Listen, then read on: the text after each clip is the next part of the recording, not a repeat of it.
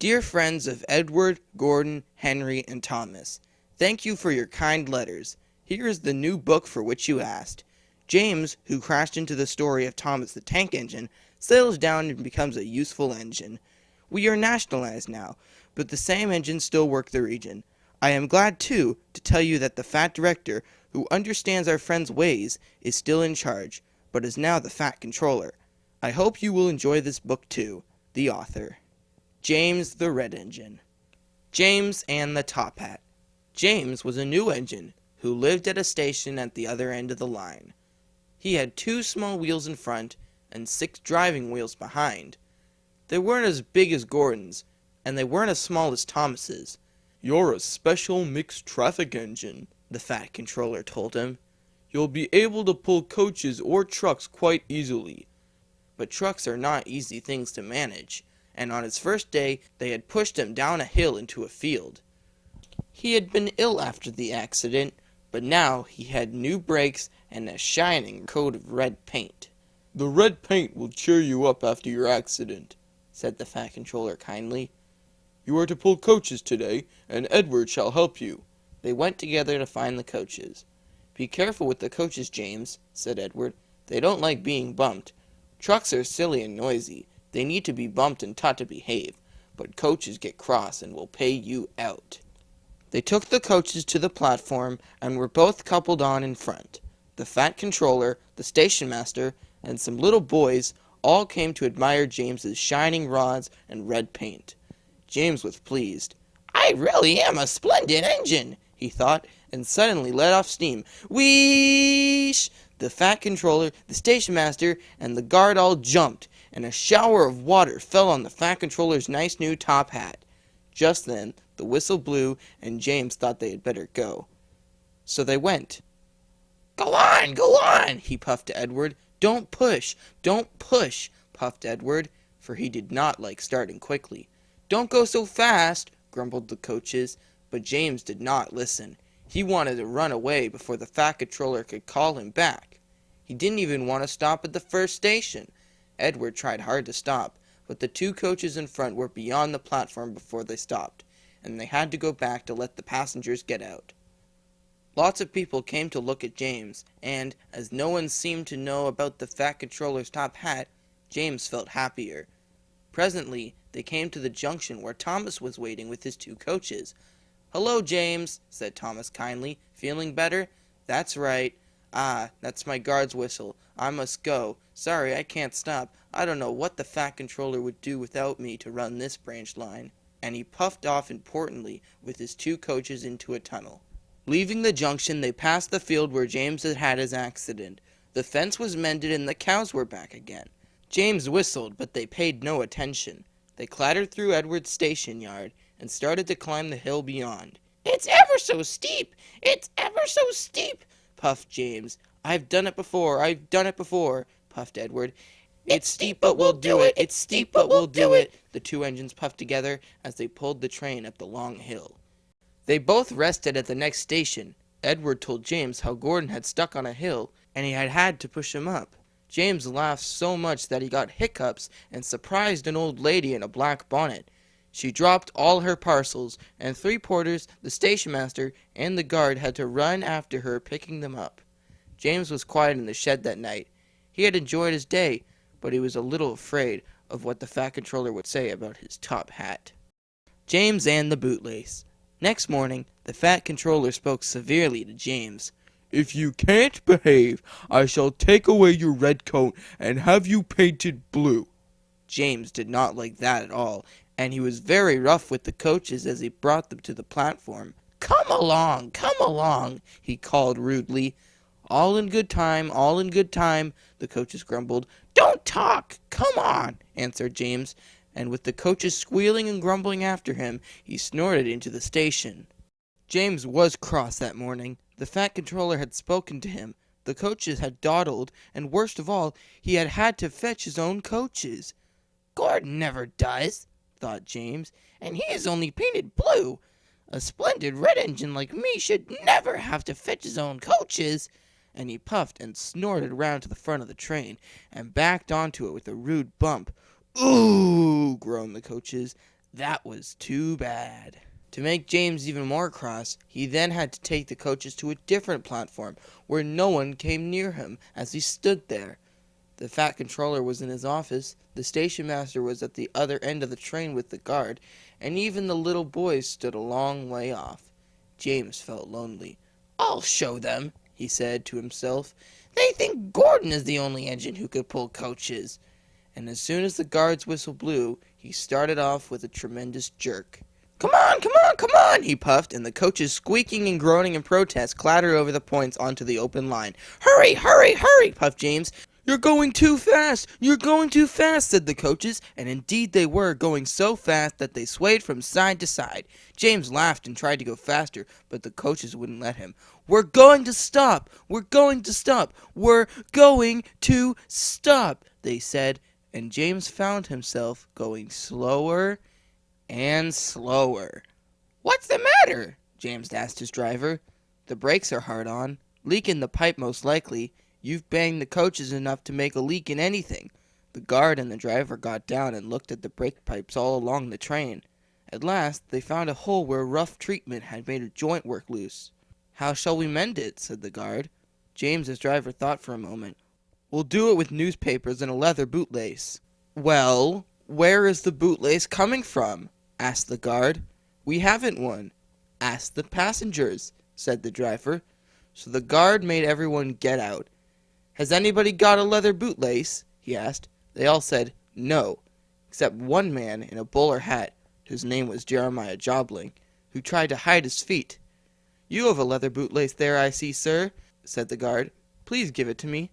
"I won't," said Jeremiah Jobling. "Then," said the guard sternly, "I'm afraid this train will just stop where it is."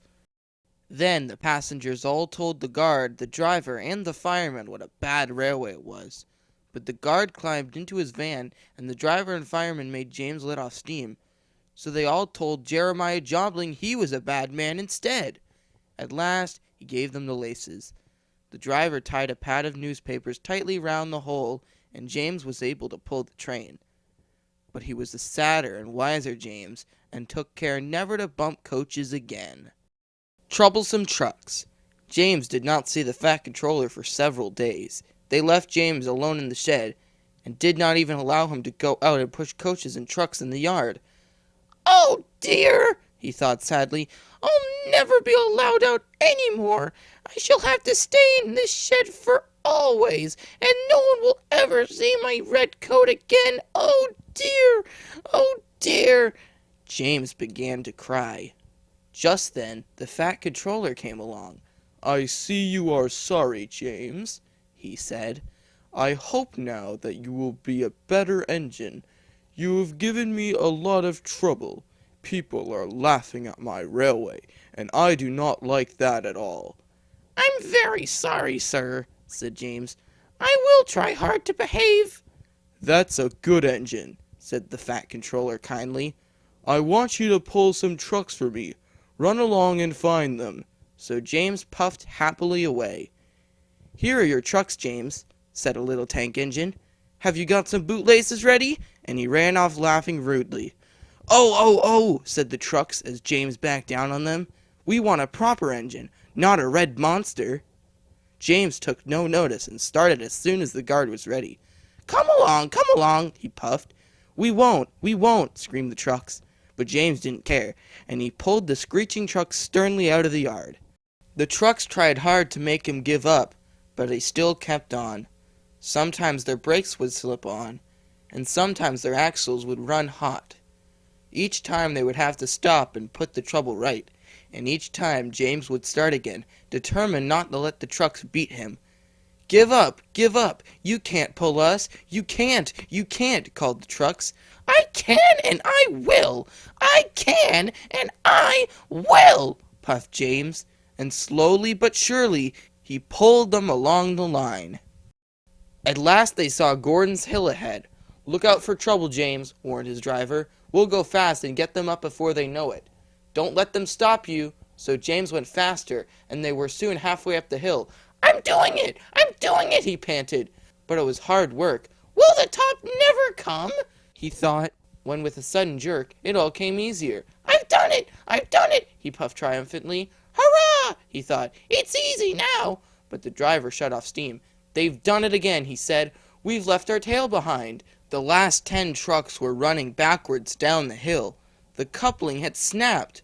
But the guard was brave. Very carefully and cleverly he made them stop. Then he got out and walked down the line with his red flag. That's why it was easy, said James as he backed the other trucks carefully down. What silly things trucks are! There might have been an accident. The guard had stopped Edward, who was pulling 3 coaches. Shall I help you, James? Called Edward. No, thank you, answered James. I'll pull them myself. Good. Don't let them beat you. So James got ready. Then with a peep peep, he was off. I can do it!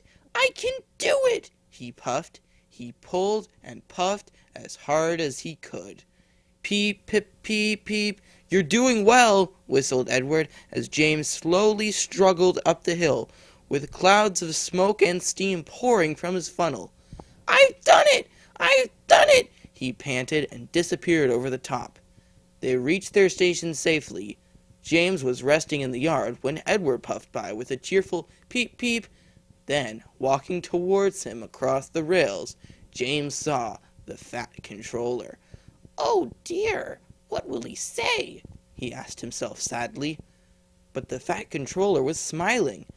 I was in Edward's train and saw everything, he said. You've made the most troublesome trucks on the line behave. After that, you deserve to keep your red coat. James and the Express. Sometimes Gordon and Henry slept at James's sheds, but they would talk of nothing but bootlaces. James would talk about engines who got shut up in tunnels and stuck on hills, but they wouldn't listen, and went on talking and laughing. You talk too much, little James, Gordon would say. A fine, strong engine like me has something to talk about. I'm the only engine who can pull the Express. When I'm not there, they need 2 engines.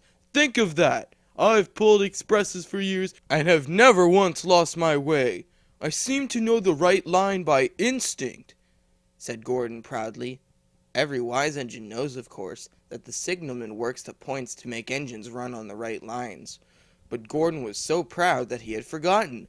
Wake up, James, he said next morning. It's nearly time for the Express. What are you doing? Odd jobs?